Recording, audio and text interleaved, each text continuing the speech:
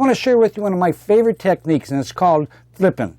Flipping or pitching. Two techniques I tell you what, if you're a bass fisherman like me, you got to have in your arsenal. Take a look now as I give you some tips on just about how that works.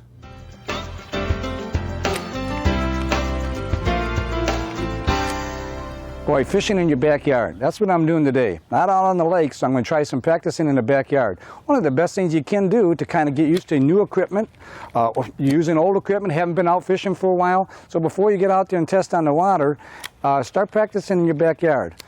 Today I want to talk to you a little bit about flipping, and the best place to practice again is in your backyard. One of the best things you can do is use the actual lure that you would use to practice with that you use on the lake. Here I've cut off a jig, 3/4 ounce or ounce and a half, about an ounce I guess, and I've cut off the hook on it, which is a good thing to do, but I left all the little fuzzy on it, left it the same rate, so it gives me the same ability to cast just like I would out on the actual lake. Instead of using a plug that's pretty easy, a practice plug that's pretty easy to cast and retrieve, and it doesn't give you the same effect that the actual lure will. So I suggest doing that. Let me show you a couple ways of flipping and pitching. And the first thing here I'll show you is what is commonly known as a flip.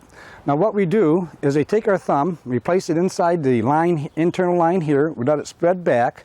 And you notice the lure is staying the same place because I'm letting line come out of my reel here, and it's at the same level as my reel.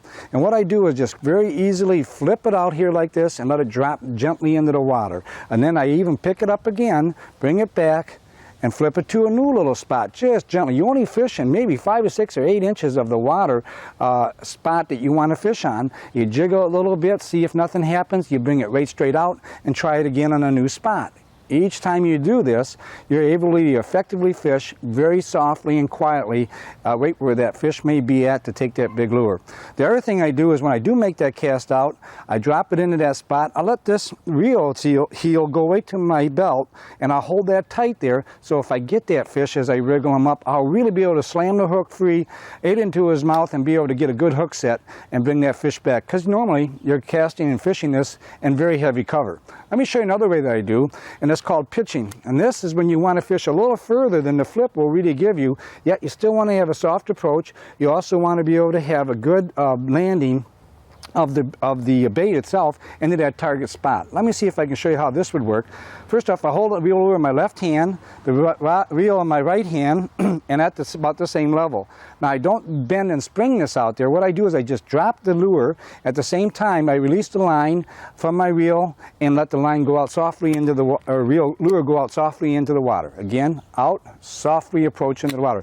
Now here I can pitch it out pretty far away from the boat, and still be able to target right on spot. That's why practicing in the backyard can be really helpful, because you have all these little targets that you can pick out, whether it's a lead, whether it's a post, whether you put a paper plate out on the yard. Any of those things can be very helpful to you to find and get used to it. So when you're out in the water then and you see that bass surface right near up next to a stick or something protruding, or a little reed bed, you'll be able to cast that lure softly and quietly right into that spot. So I can't encourage you enough to keep practicing right in your backyard to get all your little techniques down pat here, so when you go on the water, you're ahead of the game. You're already loose and limber and ready to go.